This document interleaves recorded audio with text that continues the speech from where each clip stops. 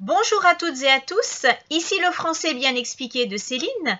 Aujourd'hui, c'est le défi 200 jours, 200 verbes qui continue, mais par le biais d'une vidéo classique, parce que le verbe est assez long à expliquer, il y a différentes utilisations. Donc, ça ne rentrerait pas dans un short de YouTube, donc je vous fais une vidéo un petit peu plus longue. On commence avec l'utilisation. Alors, il y en a 1, 2, 3, 4, 5 utilisations différentes. La première, détacher quelque chose ou quelqu'un, c'est le sens le plus physique.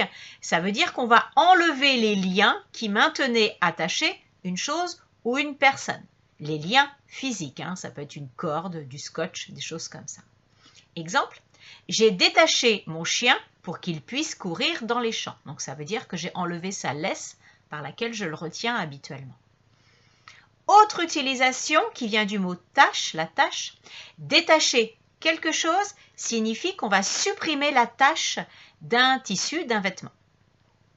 Exemple, j'ai essayé de détacher ma chemise sur laquelle était tombé du café.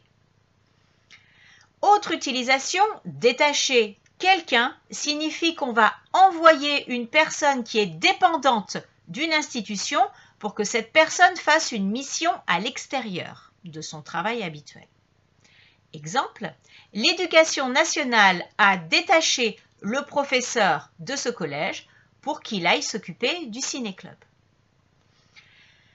Autre utilisation, détacher quelqu'un de quelque chose, c'est créer une distance entre la personne et la chose ou l'autre personne.